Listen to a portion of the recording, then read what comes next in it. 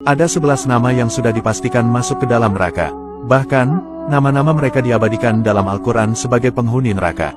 Lalu siapakah mereka, dan sebab apa mereka dipastikan masuk ke dalam neraka? Mari simak video ini sampai selesai. Namun sebelum lanjut, mari kita berdoa terlebih dahulu semoga kita semua terhindar dari siksa neraka dan semoga kita semua menjadi penduduk surga. Amin. Pada video kali ini, kita akan menelusuri lembaran-lembaran Al-Quran yang menjelaskan 11 nama yang dipastikan masuk neraka. Neraka merupakan tempat terakhir di akhirat bagi manusia yang kerap berbuat maksiat hingga penuh kedustaan selama di dunia. Bahkan, seorang muslim yang memiliki dosa pun atas kehendak Allah Subhanahu wa Ta'ala akan disucikan dahulu ke dalam neraka, sebelum akhirnya diizinkan masuk ke surga. Berikut 11 nama orang yang dipastikan masuk ke dalam neraka. Nama yang pertama, yaitu Firaun.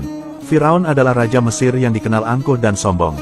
Ia mengaku-ngaku kalau dirinya adalah Tuhan. Bahkan secara terang-terangan dia menentang ajaran Nabi Musa alaihissalam. Akibat keangkuhannya itu, maka Allah Subhanahu wa Ta'ala pun menenggelamkan Firaun beserta pengikutnya di Laut Merah. Kala itu ia sedang mengejar Nabi Musa alaihissalam dan pasukannya. Allah Subhanahu wa Ta'ala berfirman dalam surat Ghafir ayat 46 yang artinya, kepada mereka diperlihatkan neraka pada pagi dan petang, dan pada hari terjadinya kiamat. Lalu kepada malaikat diperintahkan, masukkanlah Firaun dan kaumnya ke dalam azab yang sangat keras. Nama kedua yang dipastikan masuk neraka, yaitu Qarun. Qarun atau Qarun adalah orang kaya raya di zaman Nabi Musa alaihissalam. Diriwayatkan oleh Ibnu Abbas, bahwa Qarun diceritakan merupakan sepupu Nabi Musa. Qarun sebelumnya taat beribadah, tetapi memiliki kondisi hidup yang memprihatinkan. Kemudian pada suatu hari, kepada Nabi Musa Qarun meminta didoakan untuk menjadi orang yang berkecukupan. Ternyata doa tersebut dikabulkan oleh Allah. Lalu, tiba-tiba Qarun menjadi hartawan yang sangat kaya raya. Bahkan untuk membawa kunci hartanya, membutuhkan 70 orang dengan mengendarai unta. Saking kayanya, Qarun pun dibutakan mata dan hatinya. Dirinya bahkan menentang Nabi Musa alaihissalam yang sebelumnya telah mendoakannya. Kemudian, Nabi Musa alaihissalam lantas berdoa agar Qarun dibinasakan. Allah Azza wa Jalla pun mengabulkan doa Nabi Musa. Seketika sepupunya itu ditelan bumi beserta harta bendanya. Maka karena itulah, temuan harta kerap disebut-sebut sebagai harta Qarun bagi seseorang yang tidak sengaja menemukan benda berharga di dalam dasar bumi. Allah Subhanahu wa Ta'ala berfirman dalam surat Al-Ankabut ayat 39 yang artinya, dan juga Qarun, Firaun, dan Haman. Dan sesungguhnya telah datang kepada mereka Musa dengan membawa bukti-bukti keterangan-keterangan yang nyata. Akan tetapi, mereka berlaku sombong di muka bumi, dan tiadalah mereka orang-orang yang luput dari kehancuran itu. Nama ketiga yang dipastikan masuk neraka, yaitu Abu Lahab dan Ummu Jamil. Abu Lahab dan Ummu Jamil merupakan paman dan bibi dari Nabi Muhammad. Meskipun bagian dari keluarga Rasulullah, ternyata nasib dan jalannya berbeda. Di mana, mereka berdua menentang ajaran Allah Subhanahu wa Ta'ala serta kerap menentang dakwah keponakannya itu. Selain itu, istrinya yaitu Ummu Jamil juga dikenal sebagai wanita tukang mengadu domba. Sehingga, pasangan suami istri ini cukup dikenal sebagai orang yang selalu berbuat culas serta zalim. Akibat dari perbuatan itu, tubuh Abu Lahab dipenuhi dengan bisul hingga akhir hayat. Kisah tentang Abu Lahab ini tertulis dalam Al-Quran surat Al-Lahab. Allah Subhanahu wa Ta'ala pun menjaminnya sebagai orang yang celaka serta akan masuk ke dalam neraka. Nama keempat yang dipastikan masuk neraka, yaitu Qabil. Qabil adalah putra Nabi Adam alaihissalam. Tapi dia dipastikan masuk neraka karena merupakan manusia pertama dalam sejarah manusia yang melakukan pembunuhan. Dahulu, Qabil membunuh saudara kembarnya sendiri yaitu Habil. Alasannya adalah, yaitu karena iri dengan saudaranya itu lantaran memiliki pasangan yang lebih cantik, sehingga ia berniat ingin merebutnya. Allah Subhanahu wa Ta'ala berfirman dalam surat Al-Maidah ayat 27-31 yang artinya, ceritakanlah kepada mereka kisah kedua putra Adam yaitu Habil dan Qabil menurut yang sebenarnya, ketika keduanya mempersembahkan kurban, maka diterima dari salah seorang dari mereka berdua yaitu Habil dan tidak diterima dari yang lain yaitu Qabil.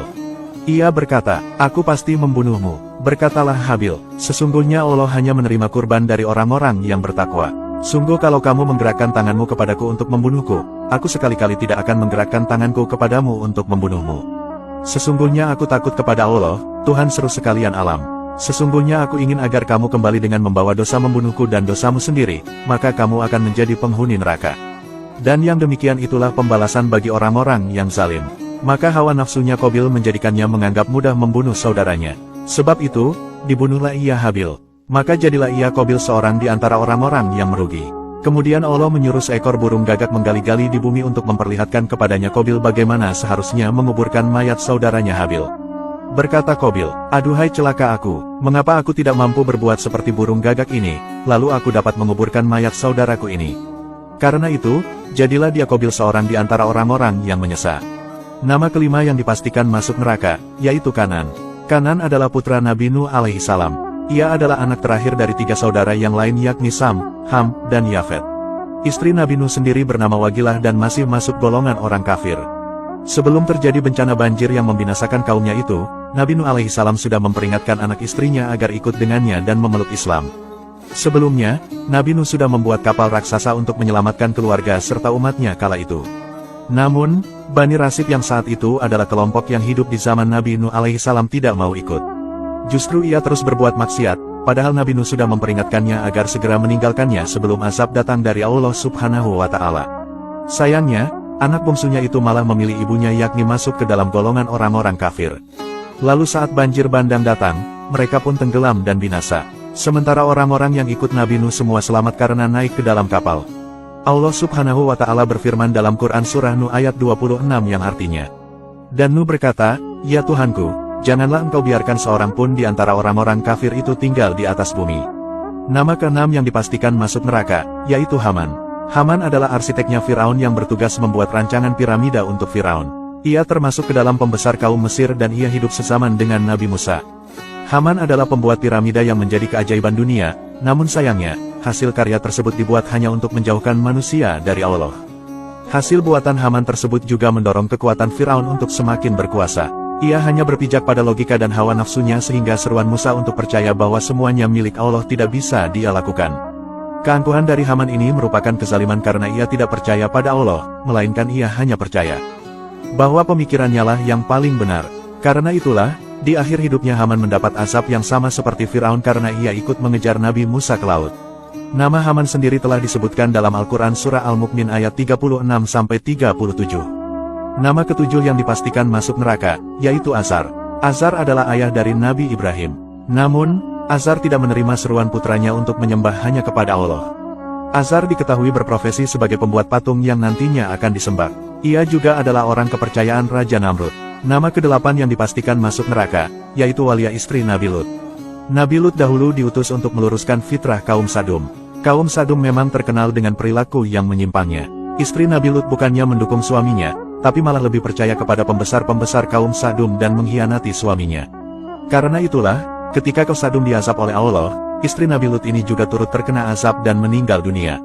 Allah telah menyediakan tempat di neraka untuk Waliyah. Nama ke-9 yang dipastikan masuk neraka, yaitu istri Nabi Nuh. Sama halnya dengan Waliyah, istri Nabi Nuh juga membangkang kepada suaminya dan lebih mendengarkan apa kata pembesar kaumnya yang kafir. Istri Nabi Nuh sendiri bernama Waliyah, namun ada juga yang menyebutkan bahwa nama istri Nabi Nuh adalah Amzurah binti Barakil. Ketika banjir besar terjadi, istri Nabi Nuh tewas karena dia tidak mau mendengarkan suaminya dan malah lebih percaya kepada pembesar kaum kafir. Nama ke-10 yang dipastikan masuk neraka, yaitu Raja Namrud. Namrud adalah Raja Babilonia yang sangat cerdas melebihi kecerdasan manusia pada zaman itu, namun karena kecerdasannya, hal itu kemudian malah membuatnya menjadi sombong dan tidak mengakui Tuhan. Tidak hanya itu, Namrud juga mengaku bahwa dirinya adalah Tuhan dan menentukan siapa saja yang boleh hidup dan mati di bumi. Raja Namrud dikenal karena memiliki harta karun yang luar biasa. Cadangan makanannya berlimpah, bala tentaranya banyak, serta istana yang megah bersama menara Babel Raja Namrud. Namun sayangnya, ia berlaku sombong dan tidak mau mengikuti ajaran Allah yang dibawa Nabi Ibrahim, bahkan Raja Namrud berani menentangnya dan menzalimi Nabi Ibrahim. Karena itulah, Allah lantas mengazabnya dengan mengirim jutaan nyamuk menuju bala tentara Raja Namrud. Saking banyaknya, sinar matahari pun tertutup oleh gerombolan nyamuk ini. Nyamuk tersebut menghisap seluruh darah bala tentara Raja Namrud. Melihat peristiwa aneh itu, Raja Namrud pun lari dan bersembunyi ke ruangan khusus tetapi satu nyamuk mengikutinya dan masuk ke kepalanya melalui lubang hidungnya. Nyamuk itu lalu menyiksa Raja Namrud selama 400 tahun atau selama ia berkuasa dengan sifat sombongnya. Raja Namrud pun meninggal dunia dengan keadaan zalim. Wallahu a'lamu bishawab.